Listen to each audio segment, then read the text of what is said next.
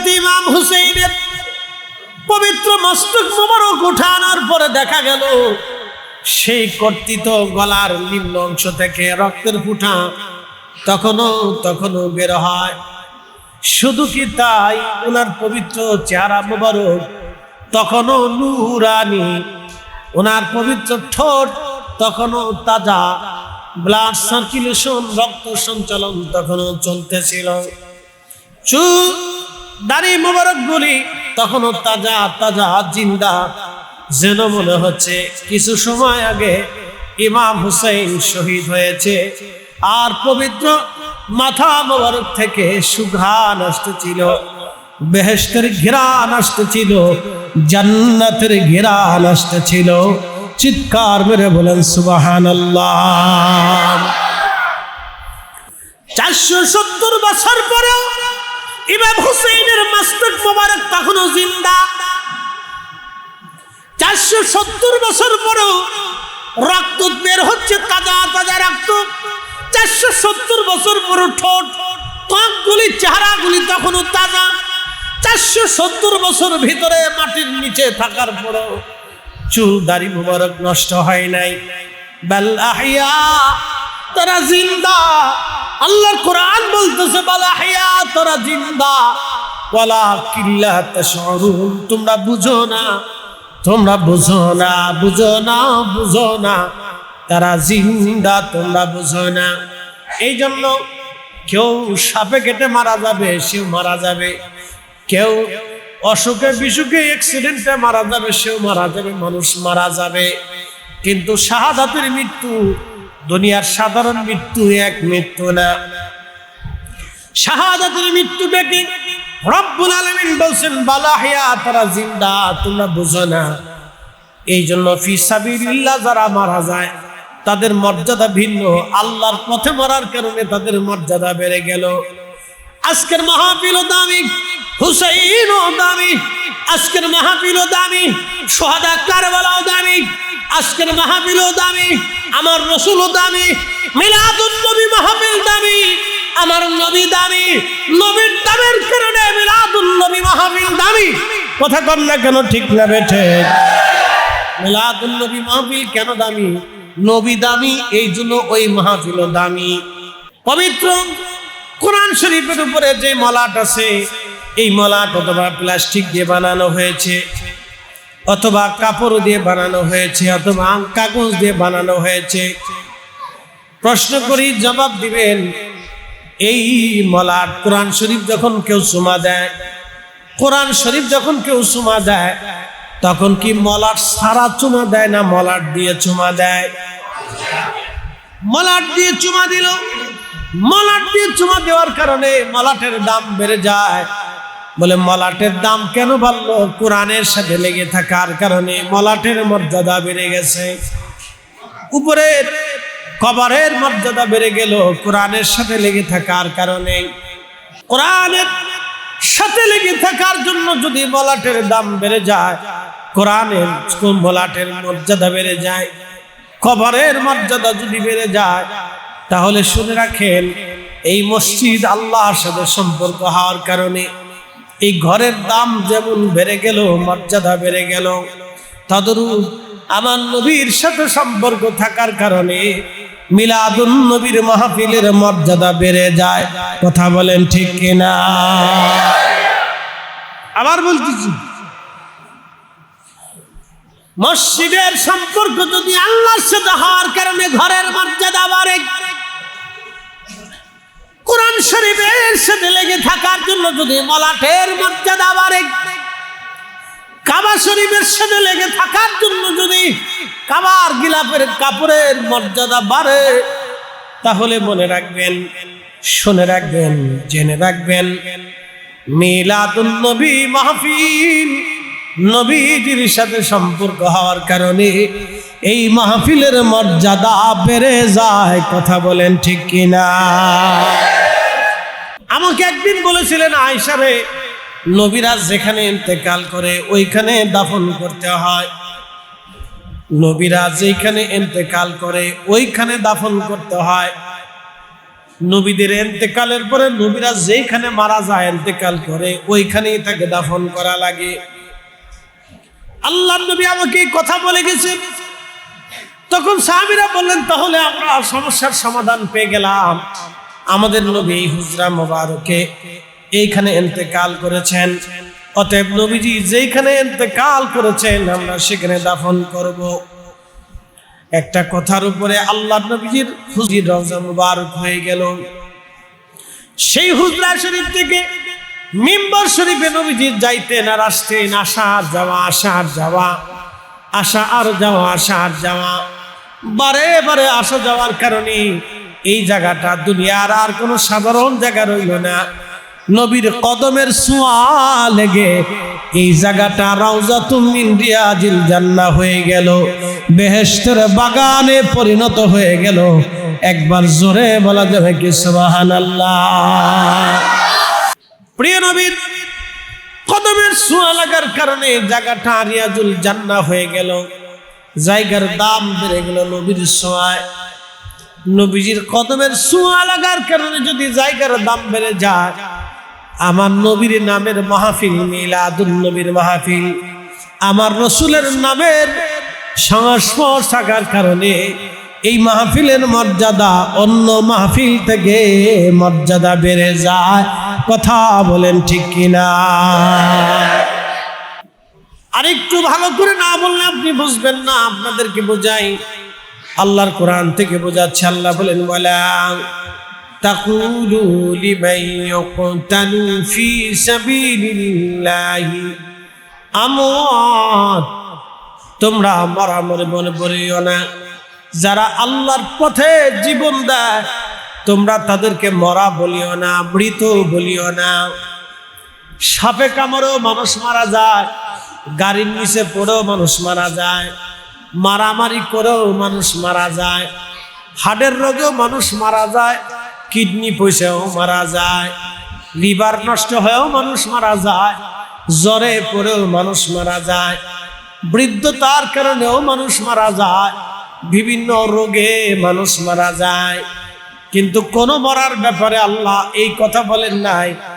একটা মৃত্যুকে সম্পর্ক নিয়ে আল্লাহ বলেন, ওয়ালা তাকুলু লিমান ইয়াকতালু ফি সাবিলিল্লাহ, আল্লাহর পথে জিহাদ করে যারা শহীদ হয়ে মারা যায় তাদেরকে মরা মনে বলিও না, বালা হাইয়া, তারা জিন্দা জিন্দা জিন্দা জিন্দা। একবার জোরে বলেন সুবহানাল্লাহ। ইমাম হুসাইন রাদিয়াল্লাহু আনহুর মাথা মুবারক ওই আসকালানির ভিতরে পড়ে গেল, খ্রিস্টানদের নিয়ন্ত্রণে চলে গেল এই পবিত্র মাথা মুবারকের মাজার। মুসলিম গভর্নর, যিনি মিশরের গভর্নর ছিলেন, মিশরের গভর্নর বললেন, আমাদের ইমামের মাথা খ্রিস্টান অধ্যুষিত এলাকায় থাকতে পারে না, এই পবিত্র মস্তক আমাদের জিম্মায় নিয়ে আসতে হবে। মিশরের যিনি বাদশা ছিলেন তিনি খ্রিস্টান প্রধানকে প্রস্তাব দিলেন, আমাদের সুলতান, সুলতানে কারবালা ইমাম হুসেন রাদিয়াল্লাহু আনহুর পবিত্র মাথা মোবারক আমাদেরকে পুনরায় ফেরত দিয়ে দেন, আমরা সেই মাথা মোবারক নিয়ে আসতে চাই আমাদের দেশে। ঠিক ওই সময় 61 হিজরিতে, কিন্তু এই ঘটনা ঘটতেছে 530 হিজরিতে, 470 বছর পর। 470 বছর পর, ওনার শাহাদাতের 470 বছর পরে, ইমাম হুসাইনের শাহাদাতের 470 বছর পরে ওনার পবিত্র মাথা মোবারক আনার জন্যে মিশরের বাদশা রওনা হয়ে গেলেন। আমির ওমরা নিয়ে, ওলামা ইকরাম নিয়ে এবং সৈন্য সামন্ত নিয়ে রওনা হয়ে গেলেন। জুতা খুলে খালি পায়ে সম্মানের সাথে রওনা হয়ে গেলেন। জুতা খুলে নগ্ন পায়ে খালি পায়ে রওনা হলেন। ইমাম হুসাইনের পবিত্র রওজা মোবারকের পাশে যে জিয়ারত শেষ করে ওনার রওজার উপর থেকে মাটি সরাইয়া যখন রওজার ভিতর থেকে মাথা মোবারক উঠানো হলো, দেখা গেল 470 বছর আগে যেইভাবে দাফন করা হয়েছিল ওইভাবে আছে, একটা পশম পর্যন্ত নষ্ট হয় না। একসাথে বলেন আল্লাহু আকবার, আবার বলেন আল্লাহু আকবার। তাহলে কোরআনের সাথে বাস্তবতার মিল আছে না নাই? কোরআনের সাথে বাস্তবতার মিল আছে না নাই? কোরআনের সাথে বাস্তবতার মিল আছে না নাই? ওয়ালা তাকুলু লিমান ইউকতালু ফি সাবিলিল্লাহ ফি সাবিলিল্লাহি আমওয়াত। আল্লাহর পথে যারা মারা যায় তোমরা তাদেরকে মরা মনে করিও না, বাল আহইয়াউ ওয়ালাকিন লা তাশউরুন। তারা জিন্দা জিন্দা জিন্দা জিন্দা, তারা জিন্দা জিন্দা। আমাদের হুসাইন তখনও জিন্দা, আমাদের হুসাইন এখনো জিন্দা। আমাদের হাসান তখনও জিন্দা, আমাদের হাসান এখনো জিন্দা। আমাদের নবী তখনও জিন্দা, আমাদের নবী এখনো জিন্দা। আগামী তো রওজা মুবারকে জিন্দা। কথা বলেন ঠিক না বেঠে? কি কথা ঠিক আছে নি? নবীর কারণে মাহফিলের নাম, শহাদায়ে কারবালার কারণে আজকের মাহফিলের নাম। এটির নাম হচ্ছে নিসবত। এই ঘরের নাম আল্লাহর সাথে সম্পর্ক হওয়ার কারণে। নতুবা আপনার ঘরও ঘর, এই ঘরও ঘর, একই ঘর। আপনার ঘরে যে টাইলস, এই ঘরে একই টাইলস। আপনার ঘরে যে বালি, এই ঘরে একই বালি। আপনার বিল্ডিং এ যে পাথর, এই বিল্ডিং এ একই পাথর। আপনার বিল্ডিং এ যেই মাটির ইটা, এই বিল্ডিং এ একই মাটির ইটা। আপনার বিল্ডিং এ যেই সিমেন্ট, এই বিল্ডিং এ একই সিমেন্ট। তো এই বিল্ডিং এসে আপনি ধুয়ে মুছে পরিষ্কার করতেছেন, আলাদা মর্তবা মর্যাদা মনে করতেছেন, নেকের কাজ মনে করতেছেন। কিন্তু বাড়ির ঘর আর মসজিদের ঘর এক ঘর না তো। কারণ আপনার বাড়ি আপনার সাথে সম্পর্ক, আর মসজিদ আল্লাহর সাথে সম্পর্ক। আল্লাহর সাথে সম্পর্ক হওয়ার কারণে মসজিদের দাম বাড়ছে। আর অলিদের সম্পর্ক আল্লাহর সাথে, আল্লাহর সাথে যখন অলিদের সম্পর্ক হয়ে যায় তখন অলিদের মর্যাদা সাধারণ থাকে না, এটা আল্লাহর কারণে অলির মর্যাদা বেড়ে যায়। ঠিক আছে কিনা? অলিদের মর্যাদা বাড়ে, এই জন্য অলিদের জিয়ারতে যাবে। যত বেদাতেরা শিরকির ফতোয়া দিন, ও ফতোয়ার গোষ্ঠী কিলেন, ও ফতোয়ার গোষ্ঠী কিলেন, ওই ফতোয়া মানা যাবে না, ওনাদের জিয়ারতে যাবে। বলে কেন? বলে ওনারা ওলি, আল্লাহর বন্ধু, এই জন্য জিয়ারতে এসেছি। ওনাদের সাথে সম্পর্ক আল্লাহর। কি কথা ঠিক আছে কিনা? অলিদের সাথে সম্পর্ক কার? অলি কি ভোটাভুটিতে হয়? গত সরকার ভোটাভুটিতে নির্বাচিত হয়েছে। আগামী নির্বাচন আসলে আবার আরেকজন হইতে পারে, কি আসবে আমরা জানি। দেশে যে গুতাগুতি চলে, বাপরে বাপ। তো খুব মনোযোগ দেন। ভোটাভুটির মাধ্যমে রাষ্ট্রপ্রধান নির্বাচিত হয়, কিন্তু ভোটাভুটি দিয়ে অলি আল্লাহ কর্তৃক নির্বাচিত হয়। সুবহানাল্লাহ কইলেন নাম না? আস্তে কোন জোরে বলেন। অলি কে নির্বাচন করে? একসাথে বলেন, আরো জোরে। প্রেসিডেন্ট ট্রাম্পরে ঘুরাইয়া ইমানদার বানাইয়া আল্লাহ তার অলি বানাই নিতে পারে না? পারে। আল্লাহ পারে, পারে না তা বলে তাহলে বানাই না কেন? ওয়ালা নাবলুওয়ান্নাকুম, তোমাদেরকে পরীক্ষা করবে। কি করবে? গার দইয়ে ফেরেশতা দিয়ে টাইনে দড়ি দিয়ে বাইন্ধে মসজিদে আনতে পারতো না? কি কথা কেন? পারতো না? যারা ঘরে শুয়ে রয়েছে ফেরেশতা দিয়ে হাত বাইন্ধে পা বাইন্ধে দড়ি নিয়ে আসতে পারতো না? পারতো, আনলো না কেন? লিয়াবলুয়াকুম, তোমাদেরকে পরীক্ষা করবে। আইয়ুকুম আহসানু আমালা, কে ভালো আমল করো আমি আল্লাহ সেটা দেখবো, তোমাদেরকে পরীক্ষা করব। কে মাহফিলে আসবে, কে আসবে না, কে দেবে, কে দেবে না, কে বুদ্ধি দিবে, দেবে না, কে বিরোধিতা করবে, কে করবে না, আমি দেখব। দেখব। আমরা যখন মিলাদুন নবী মাহফিল করি তখন অনেকে বিরোধিতা করে, এটা বন্ধ করো। কথা দিয়ে, বুদ্ধি দিয়ে, বিবেক দিয়ে, মেধা দিয়ে সে মাহফিল বন্ধ করতে চায়। আর আমরা কথা দিয়ে, বুদ্ধি দিয়ে, বিদ্যা দিয়ে মাহফিলকে জিন্দা করতে চাই। তো তার ভিতরে আর আমার ভিতরে তফাৎ আছে না? এই আস্তে কোন আছে না? আমরা একটা জিকিরের মাহফিল জিন্দা করার জন্য আমরা চেষ্টা করতেছি, আর উনি জিকিরের মাহফিল বন্ধ করার জন্য চেষ্টা করতেছি। উনি শয়তানের ভূমিকা নিছে, আর আমি ইমানদারের ভূমিকা নিছি। কি কথা কন? আস্তে কন, আস্তে কন, ডরায় ডরায় কন, পুলিশ ধরে নিয়েছিল। উনি শয়তানের ভূমিকা নিছে, আর আমি ইমানদারের ভূমিকা নিছি। কি কথা কন না? জোরে বলে। জিকিরের মাহফিল বন্ধ করার জন্য চেষ্টা কার? শয়তানের। আর এটা জিন্দা করার জন্য চেষ্টা হলো ইমানদারের। মনে রাখেন, সূত্র একবারে স্কয়ার প্লাস বি স্কয়ার, সোজাসুজি সূত্র, কোনো জটিলতা নেই, কোনো জটিলতা নেই, একবারে খুব সহজ সূত্র। জিকরুল্লাহর মাহফিল, জিকরুল নবীর মাহফিল, নবীর স্মরণের মাহফিল, আল্লাহ স্মরণের মাহফিল, যেই মাহফিল বন্ধ করার জন্য কেউ যদি চেষ্টা করে সে আল্লাহর দুশমন হয়। কেউ যদি চেষ্টা করে নবীর মহব্বতের মাহফিল, সে নবীর দুশমন হয়। কেউ যদি ইমাম হুসাইনের মহব্বতের মাহফিল বন্ধ করার চেষ্টা করে সে ইমাম হুসাইনের দুশমন হয়ে কবরে যাবে। এই কথা বলেন না কেন? জোরে বলে। একবারে হিসাব সোজা বলে দিয়ে যাচ্ছি। একটা হাদিস থেকে দিয়েছে, আল্লাহ রসুল বলেন আমার উম্মত, মেহবুব নবী বলেন আমার উম্মত, কেউ যদি মাকামে ইব্রাহিমে নামাজ পড়ে, রুকনে ইয়ামানে নামাজ পড়ে, এই অবস্থায় রোজা রাখে এবং ওই অবস্থায় সেজদারত অবস্থায় মারা যায়। বুঝলেন? মুস্তাদরাক হাকিম বিসসাইয়্যিদ হাদিস। উত্তরবঙ্গের ভাষায় বলতেছি, বুঝলেন? কেন উত্তরবঙ্গের হুজুর বসে নিছে, তো রংপুরের হুজুর বসে নিছে, এই জন্য বলছি বুঝলেন। আপনাদের ইমাম সাহেবের বাড়ি রংপুরে, এই জন্য বলতেছি বুঝলেন।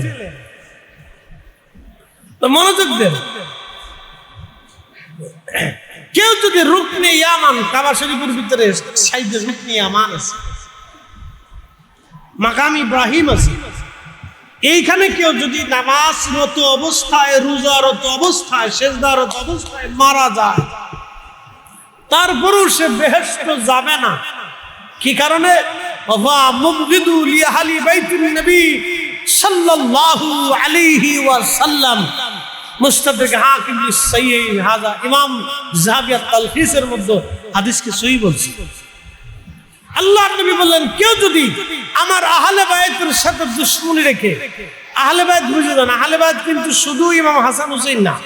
আহলে বাইত হচ্ছে নবীজির স্ত্রীগণ, নবীজির কন্যাগণ, নবীজির নাতিগণ, নবীজির এই কি বলে চাচাগণ, নবীজির স্বাস্থ্য ভাই হযরত আব্বাস, হযরত হামজা, আব্বাস রাদিয়াল্লাহু সন্তান, হযরতে নবীজির স্বাস্থ্য ভাই জাফর, আলী, হাসান, হুসেন, ফাতেমা, নবীজির বিবিগণ, 11 জন আম্মা জান, নবীজির ফুফু, ফুফতো ভাইরা, আত্মীয় স্বজনরা, এরা সবাই আহলে বাইতের অন্তর্ভুক্ত। একসাথে কেন মারহাবা। মনে রাখেন।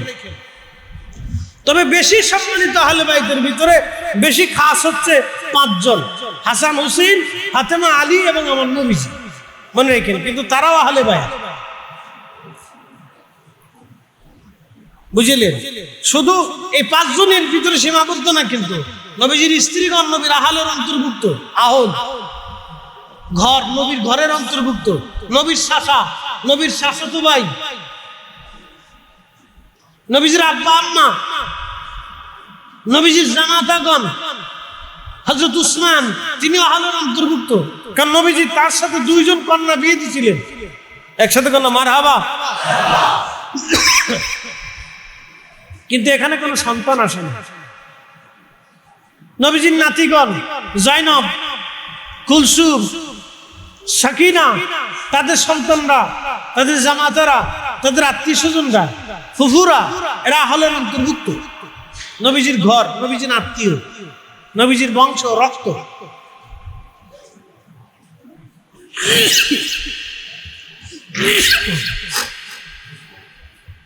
আল্লাহ রাসূল বললেন, আমার আহলের সাথে যারা দুশমনি করবে, তারা যদি মাকামে ইব্রাহিম নামাজ পড়ে মরে যায় তো বেহেশত হবে না। রুকনি ইয়ামানে নামাজ পড়ে যদি বেহেশত হবে না। এই জন্য সোহাদা কারবালা মাহফিল, রসুল সম্পর্কিত যত মাহফিল আছে, নবীর ইশকের মাহফিল, নবীর তাজিমের মাহফিল, নবীর স্মরণের মাহফিল, নবীর জিকরের মাহফিল, এগুলি বন্ধ করার জন্য যারা চেষ্টা করে তারা ওই নবীর দুশ্মন হয়ে কবরে যায়, এই ইমাম হুসেনের দুশ্মন হয়ে কবরে যায়, আহলে বাইতের দুশ্মন হয়ে কবরে যায়, আল্লাহর দুশ্মন হয়ে কবরে যায়, রসুলের দুশ্মন হয়ে কবরে যায়। এই জন্য আমরা রসুলের জিকরুন নবী মাহফিল আমরা জিন্দা রাখার চেষ্টা করি, আর শয়তানের দলেরা বন্ধ করার চেষ্টা করে। তফাৎ আছে না নাই? বুঝিনি। এই জন্য কোন দলে থাকবেন, কার পক্ষ নিবেন, বিবেক দিয়ে বুঝে নিবেন। এমন কোন কাজ করেন না যে হাসতে হাসতে জাহান্নামে চলে যাবেন। 14 পুরুষ আপনাকে জাহান্নাম থেকে বাঁচাইতে পারবে না। 14 পুরুষ আপনাকে জাহান্নাম থেকে বাঁচাইতে পারবে না। আমি আপনাদেরকে পরিসংখ্যান দিয়ে হিসাব কষে বুঝিয়ে দিলাম। আল্লাহ আমাদেরকে বুঝার তৌফিক নসিব করুন। জোরে বলেন আমিন। মুহাব্বতে আল্লাহুম্মা সাল্লি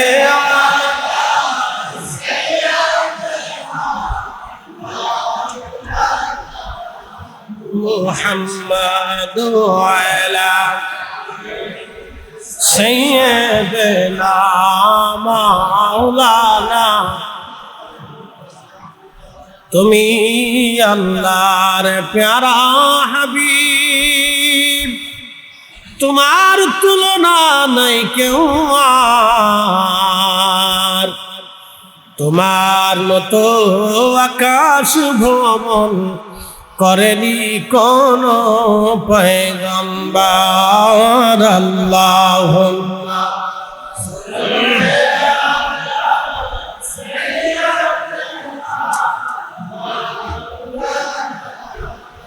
মুহাম্মদ ওয়ালা সাইয়্যিদিনা।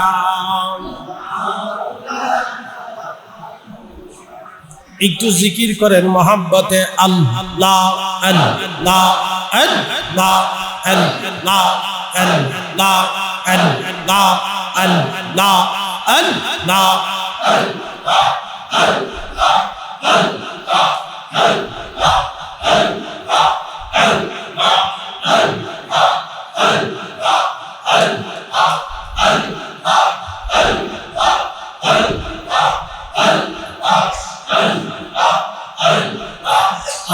कहते पर होगी कोई फंसीदा तेरे पवन। अल्लाह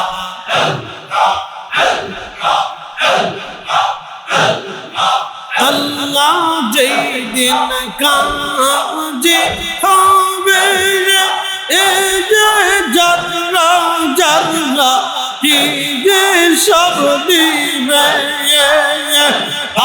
সেই দিন তোমাকে তারাবে, সেই দিন তোমাকে তারাবে মুহাম্মদ রাসূল। আখিরাতে পার হবি তো সিরাতের পথ। আল্লাহ আল্লাহ আল্লাহ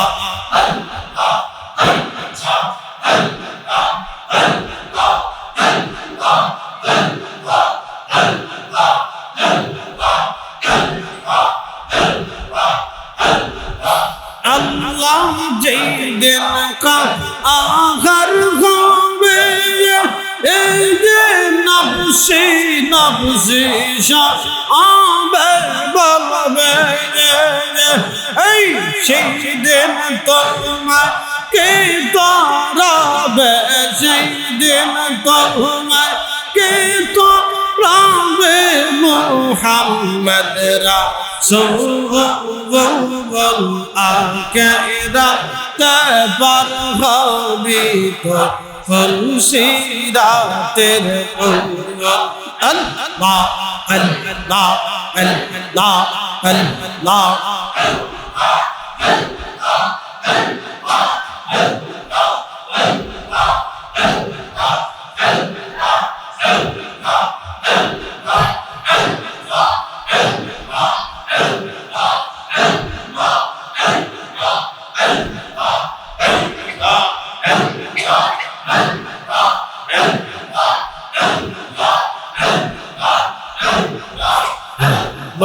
পাগলা রে ডুবলো বেলা দেখনা চাহিয়া আল্লাহ আল্লাহ আল্লাহ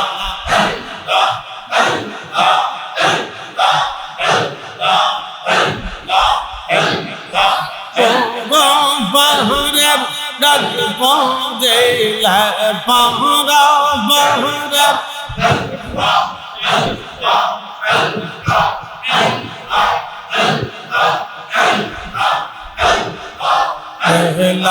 দেখনা চাহিয়া আল্লাহ আল্লাহ আল্লাহ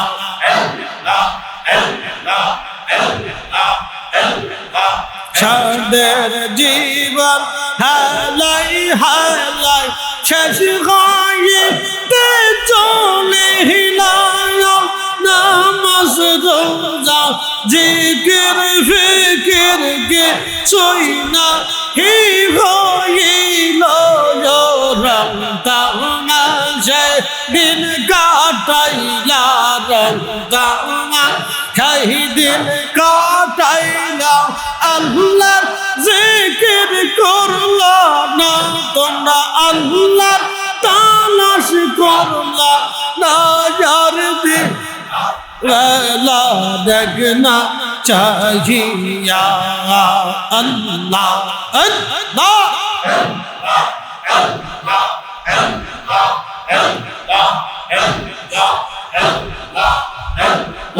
পাগলা দিজির ডুবলো বেলা দেখনা চাহিয়া আল্লাহ আল্লাহ আল্লাহ আল্লাহ আল্লাহ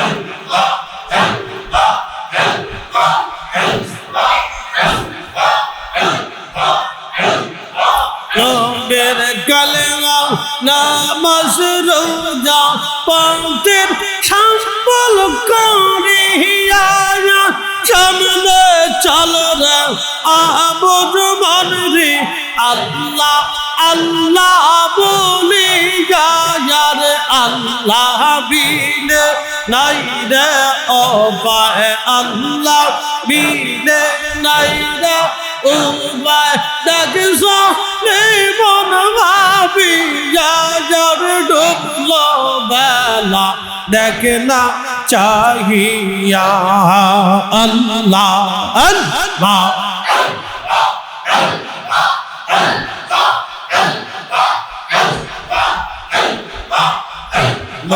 পাগলা দিন ডুবলো বেলা দেখনা চাহিয়া যার পর পারের ডাক পড়িলে পহরা পারের ডাক পড়িলে পার তুই কে দে যার ডুবলো বেলা দেখনা চাহিয়া আল্লাহ আল্লাহ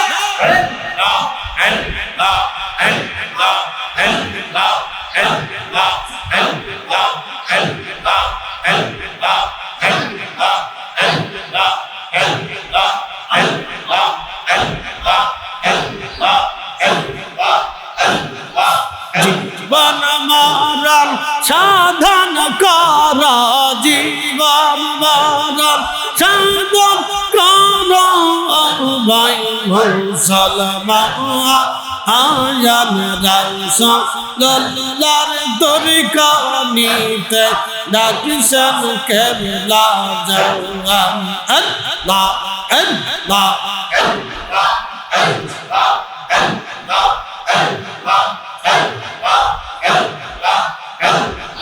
হেলা করে হারা ইলে এ না পাইবা যার জিয়ে কোন গেলে এই তরিকা নিলে বেঈমান যাবে তরিকা নিলে বেঈমান যাবে ঠিক হবে ঈমান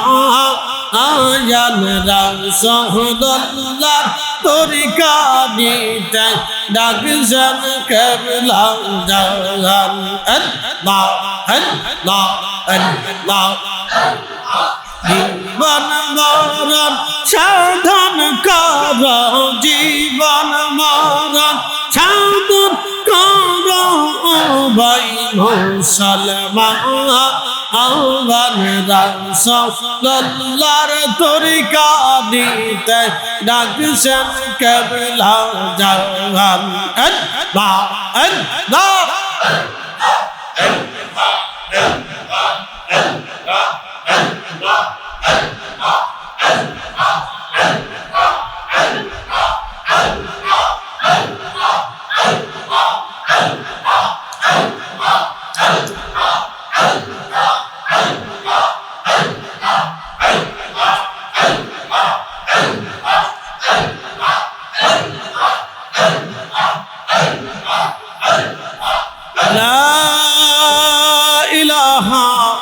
ইল্লাল্লাহু মুহাম্মাদুর রাসূলুল্লাহ সাল্লাল্লাহু আলাইহি ওয়াসাল্লাম। আল্লাহ এমন কি বড় বড় ব্যাংকার অর্থনীতিবিদ আছে, বড় বড় শিল্পপতি আছে, জ্ঞানে মেধায় তারা অনেক আগায় গেছে, কিন্তু তাদের মেধা আল্লাহ চিনতে সাহায্য করেন। আল্লাহ আমাদেরকেও জ্ঞান গরিমা মেধা দিয়েছেন, কম দিয়েছেন বেশি দিয়েছেন। এই জ্ঞান ও মেধার ভিতরে আল্লাহ আমাদেরকে একটা নিয়ামত দিয়েছেন। সে নিয়ামত হচ্ছে আমরা আখির নবীর উম্মত হতে পেরেছি। 2 নম্বর নিয়ামত, এই ফিতনা ফাসাদের জমানাতে পৃথিবীর বৃদ্ধকাল, অর্থাৎ এটা বুড়া হয়ে গেছে, পৃথিবীর বয়স ভারী হয়ে গেছে। প্রিয় নবীজি কিয়ামতের যতগুলি আলামত বলেছিলেন তা সেগুলি দৃশ্যমান। আলামতের সুগরা এটা একেবারে শেষ পর্যায়ে, আলামতের ছোট ছোট আলামতগুলি শেষ পর্যায়ে। এখন বৃহৎ বড় বড় আলামতের অপেক্ষায় আমরা আছি। আলামতের সুগরা যেগুলি বলেছিলেন সেগুলি বর্তমানে একেবারে দৃশ্যমান। মানুষের পারিবারিক অবক্ষয়, সামাজিক অবক্ষয়, রাষ্ট্রীয় অবক্ষয়, ব্যক্তিগত অবক্ষয় সব কিছু মিলিয়ে আমাদের সারা পৃথিবী এখন অন্ধকারে নিমজ্জিত। তো সামাজিক অবক্ষয়গুলি, এই কঠিন মুসিবতের সময়ে আল্লাহ আমাদেরকে ওলিদের হাতে, আল্লাহর বন্ধুগণের বরগাহে, ওলিদের সোহবতে থেকে আহলে সুন্নাত ওয়াল জামাতের অনুসারী হওয়ার আল্লাহ তৌফিক দিয়েছেন।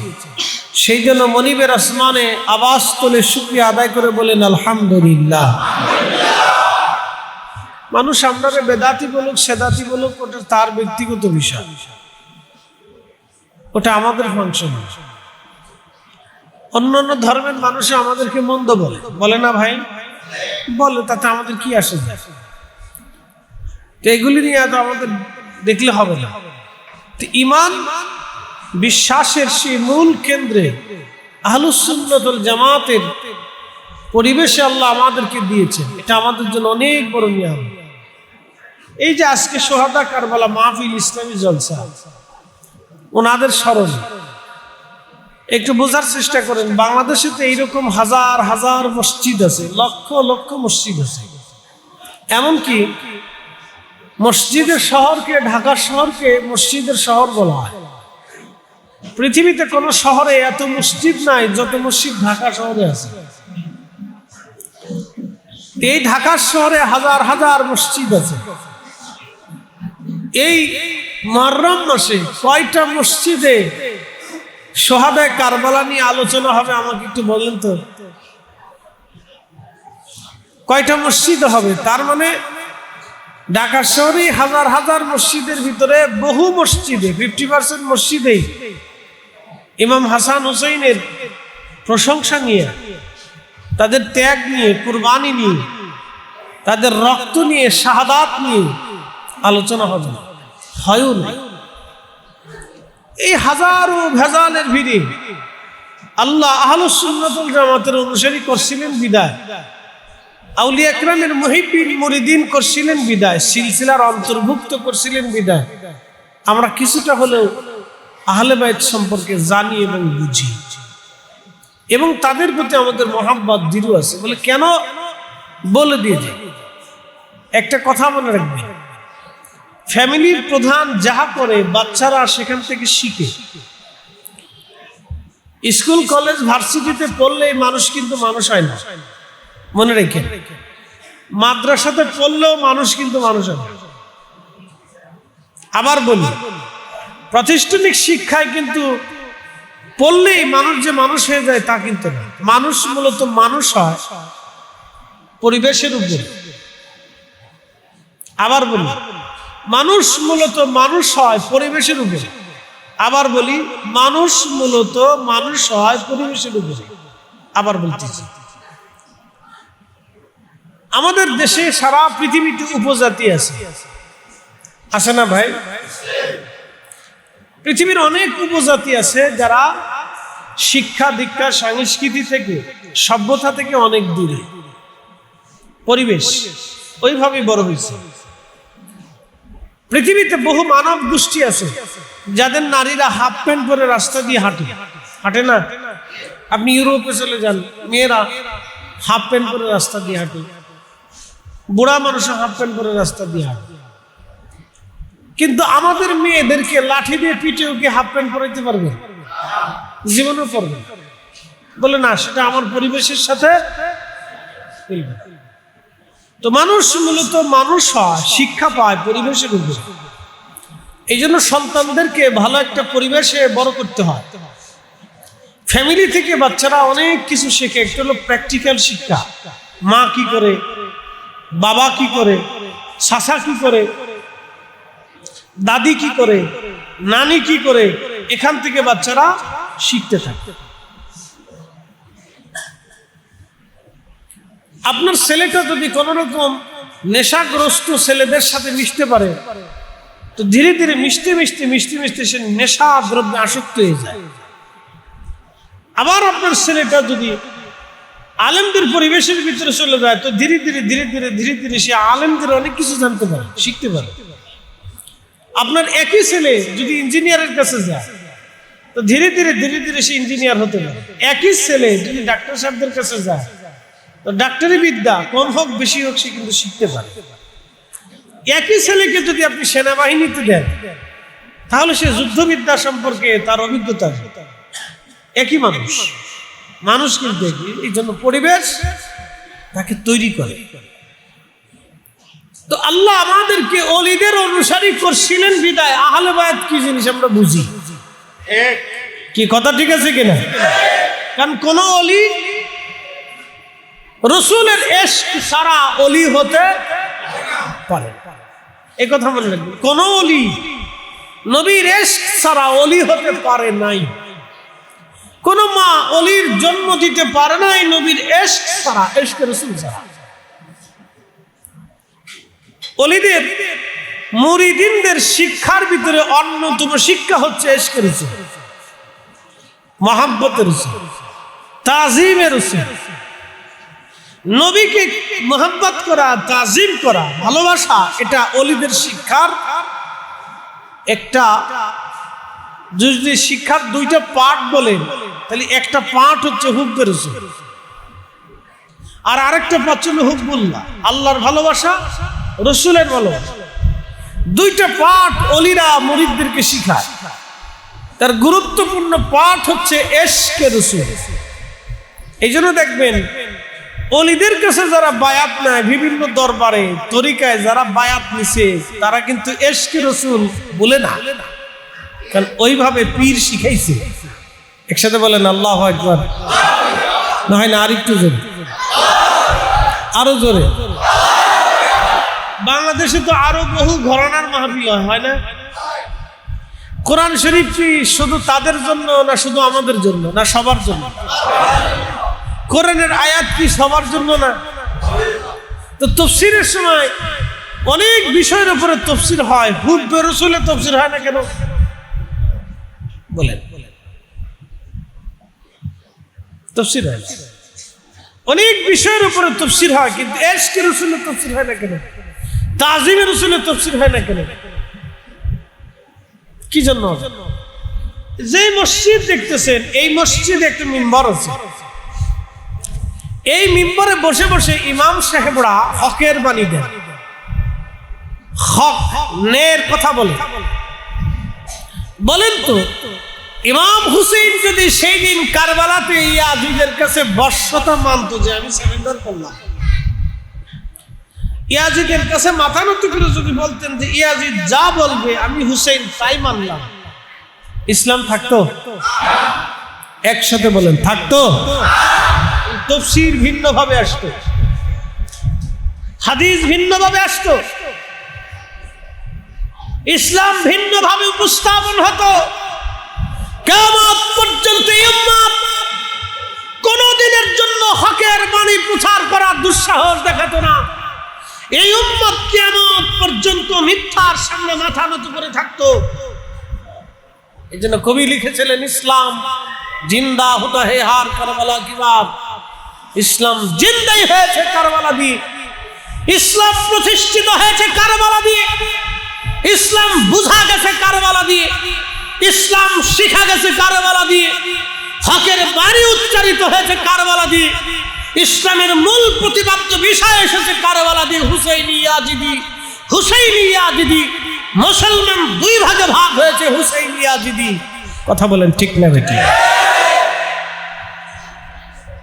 বুঝার অনেক কিছু আছে যদি বুঝেন, আর যদি বলেন না মামুলি বিষয়, তা আমি আপনাকে বুঝাইতে পারবো না।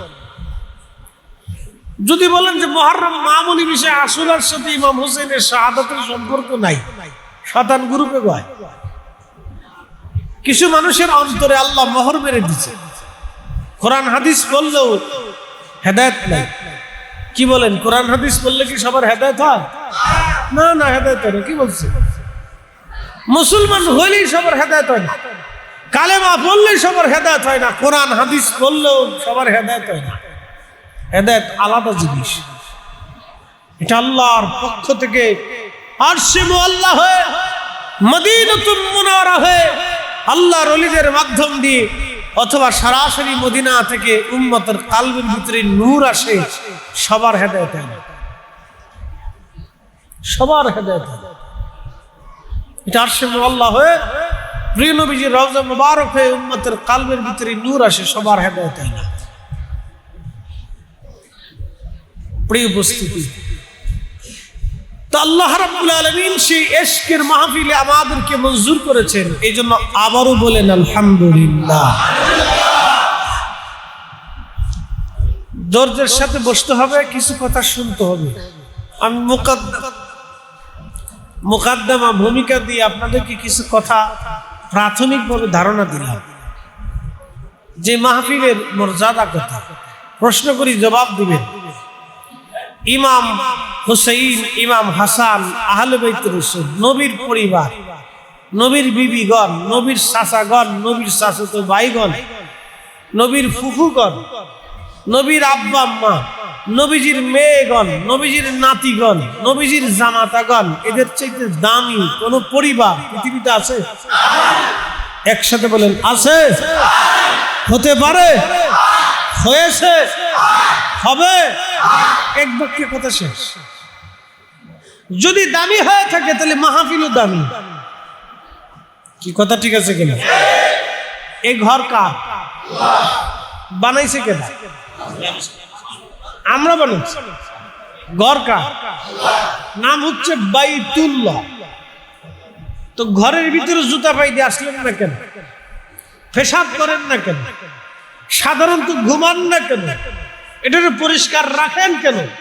বলে এটা বাইতুল্লাহ, এই ঘরের সাথে আল্লাহর সম্পর্ক। আবার বলি, কাবা শরীফ কি দিয়ে বানানো? পাথর। কি কথা ঠিক আছে কিনা? কাবা শরীফ কি দিয়ে বানানো? জাবাল আবু কুবাইস পাহাড়ের পাথর দিয়ে কাবা শরীফ বানানো ছিল। শুনে জানেন, জাবাল আবু কুবাইস পাহাড়ের পাথর কেটে কাবা বানানো হয়েছিল। তো জাবাল আবু কুবাইস পাহাড় তো এখনো আছে, সেটার পাথর তো এখনো আছে। তো কাবার পাথর আর এই পাথরের ভিতরে তফাৎ কি? একই তো পাথর। তো পাথর তো পাথর, পাথরের কি মূল্য আছে?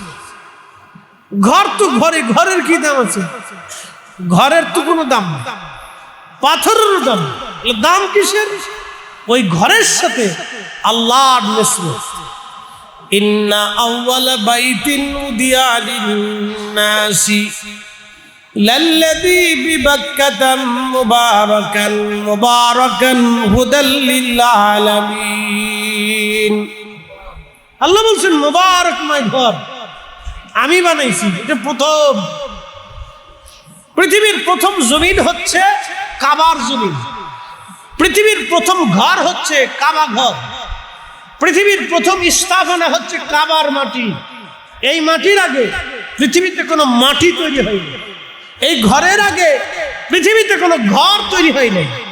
একসাথে বলবেন সুবহানাল্লাহ। এই জন্য এই ঘরের অংশটাকে বলা হয় উম্মুল কুরা, জমিনের মা, ভূখণ্ডের মা, পৃথিবীর মা। একসাথে বলবেন না মারহাবা। উম্মুল কুরা, এটা হচ্ছে পরিচয় হচ্ছে উম্মুল কুরা। মনোযোগ দিয়ে, এই ঘরটার নিসবত হচ্ছে আল্লাহর সাথে। তো আল্লাহর সাথে নিসবত হওয়ার পরে পাথরের দাম কি বাড়ছে না কমছে? এই ঘরের উপরে একটা গিলাফ চড়ায়। কি চড়ায়? আমার দিকে তাকান, বুঝে যান। এটা হচ্ছে লজিক, দর্শন। এখান থেকে অনেক কিছু বুঝার আছে। এই ঘরের উপরে একটা গিলাফ চড়ায়। এই গিলাফের কাপড় দিয়ে বানানো। তো কাপড়, যেই কাপড় দিয়ে গিলাফ তৈরি করা হয়েছে, এই কাপড়ের যেই তুলা, এই তুলাটা হয়তো তুরস্কে অথবা পৃথিবীর অন্য কোনো দেশে এই তুলাটা উৎপাদন হয়েছে। এই তুলা থেকে সুতা হয়েছে, সুতার থেকে কাপড় বানাইছে, কাপড় বানাইয়া এর উপরে স্বর্ণ দিয়ে কোরআনের আয়াতগুলি লেখছে, লেখা কাবা শরীফের উপরে দিয়ে দিছে। আচ্ছা বলেন, এটা যদি কাবায় না দিত তাহলে কি দাম ছিল? কোন দাম ছিল? এটা যদি কাবার উপরে না দিত তাহলে এই গিলাফের কোনো মূল্য ছিল? গিলাফের কোনো মূল্য নাই। কিন্তু এই কাবার গিলাফ যদি এখন কেটে এনে এইখানে বলা হয় যে আমি সবারই কম বেশি করে কাবার গিলাফের অংশ দিব, তাহলে এখানে 100 জনের ভিতরে 95 জন আমার সাথে কারাকারি করবে, হুজুর আমার একটু দেন। এটা কাবার সাথে লেগেছিল, কাবার গিলাফ। এটা আল্লাহর ঘরের সাথে নিসবতের কারণে আপনি এটা নিতে চাবেন না, আপনার হৃদয়ের খোরাক, আপনি এটাকে তাজিম করতেছেন। বলে এটাকে তাজিম করা মূলত আল্লাহকে তাজিম করা। তাহলে একটা কাপড়ের দাম যদি কাবার সাথে লাগার কারণে মর্যাদা বলা হতে পারে, আমার নবীর রক্ত হওয়ার কারণে, নবীজির দৌহিত্র হওয়ার কারণে, নবীর কোলে পিঠে বড় হওয়ার কারণে ইমাম হাসান হুসাইনের মূল্য হতে পারে না? আজকের মাহফিলের দাম হতে পারে না? আমরা আসি, আমাদের মূল্য হতে পারে না? এটার নাম হচ্ছে লজিক। এটা যার ব্রেনে ঢুকছে সে জীবনেও ইশকে রাসূল থেকে দূরে থাকবে। ইয়া নবী সালাম আলাইকা বলার পর আর বসে থাকবে না, ও এমনি দাঁড়ান। আর যেটার ভিতরে শয়তানের চাবি বাজছে, মোহর মেরে দিছে, ওর যত দলিল দিয়ে দেন, খুদা এসে দলিল দিল বাজতে না। বুঝতে পারছি? বুঝে যাবে। আরো বলতে, কোরআন শরীফের উপরে গিলাফ আসেনি, মলাট আসেনি, কি দেবা না? কাগজ দেবা না অথবা প্লাস্টিক দেবা? কথা ঠিক আছে না? যেই যেই দেশের যেরকম ভাব আর কি, অর্থনীতির উপর নির্ভর করে। যে দেশের অর্থনীতি খুব মজবুত, তাদের কোরআনের পৃষ্ঠে গেলাপ ওটা অত সুন্দর। আমাদের দেশের অর্থনীতি দুর্বল, এই জন্য আমাদের দেশের কোরআনের পৃষ্ঠেও খুব দুর্বল। ওটা কোন রকম পানি ভুরি লাগলে ছুটে যায়, হয়ে যায়, ছিঁড়ে যায়। বুঝতে পারছো? সৌদি আরবের কোরআন শরীফ আর আমাদের কোরআন শরীফের ভিতরে কাগজের ভিতরে তফাৎ আছে। বলে ওদের অর্থনীতি খুব মজবুত আর আমরার অর্থনীতি খুব দুর্বল। দুর্বল হবে না কেমনি? এত চুরি হইলে দুর্বল হবে না কেন? হ্যাঁ, সারফেস দেখলে চুরি হয়। যারা চুরি করে এদের ফ্যাট তো জীবনে ভরে না। ওদের হাতির ফ্যাটের থেকে ওদের ফ্যাট বড়, খালি খাইতেই থাকে, খালি খাইতেই থাকে, খাইতে না পাইলে সুইস ব্যাংকে পাঠা। এই বর্তমান সিচুয়েশনের সংবাদের খবরে দেখলাম 42% সুইস ব্যাংকে বাঙালির টাকা বাড়ছে। তাহলে বাঙালির টাকা চলে যায় সুইজারল্যান্ডের ব্যাংকে, আর আমার দেশের গরিব মানুষ ভাত পায় না, চিকিৎসা পায় না, রাস্তা পায় না, দুঃখে দুঃখে মরে যায়, আর বাঙালির টাকা সুইস ব্যাংকে। বুঝতে পারছেন? আমাদের দেশে কিছু হাতি আছে, আল্লাহ ওদের পেট ভরাইতে পারেন না, তিমি মাছের মতো যত খায় খালি খাইতে মন চায়। আল্লাহ এই খাওয়ানোর ফাটি থেকে আমরা হেদায়েত করুক, আল্লাহ আমাদেরকে রক্ষা করুক, জোরে বলে না আমিন। আমাদের মুসল্লিদেরকে একটু নিয়ন্ত্রণ করতে হবে, খুব কড়া মুসল্লি। বাচ্চাদেরকে সব উপরে দিয়ে দেন, যাও তোমরা সব উপরে চলে যাও। আর এই গ্রুপে শান্ত করতে হবে। একটা কাজ করেন, এই ছোট ছোট গ্রুপ ধরে ধরে নিয়ে মাঝখানে মাঝখানে মাঝখানে মাঝখানে বসান। এটা পাশাপাশি যুদ্ধ করবে, ওরা বুঝে না, ওখানে নিয়ন্ত্রণ করা বিরাট মুশকিল। না, যে কথা বলবে এর ধরে নিয়ে আসবে, এই মাঝখানে দিয়ে দেন, ফাঁকা ফাঁকা দিয়ে দেন, যাতে কারোর সাথে কারো সংযোগ না থাকে। সংযোগ থাকলে খুঁজাখুঁজি করবে, আপনি যত বুঝান কাজ হবে না। এটা ধরে সে বলেন আল্লাহুম্মা সাল্লি সাইয়্যিদিনা মাওলানা মুহাম্মাদ আলা সাইয়্যিদিনা মাওলানা লা ইলাহা ইল্লাল্লাহ, লা ইলাহা ইল্লাল্লাহ, লা ইলাহা ইল্লাল্লাহ, লা ইলাহা হাসবি রাব্বি জাল্লাল্লাহ মা ফি কলবি আহনুর মুহাম্মদ মদিনুর লা ইলাহা ইল্লাল্লাহ, লা ইলাহা ইল্লাল্লাহ, লা ইলাহা ইল্লাল্লাহ মুহাম্মাদুর রাসূলুল্লাহ সাল্লাল্লাহু আলাইহি ওয়াসাল্লাম।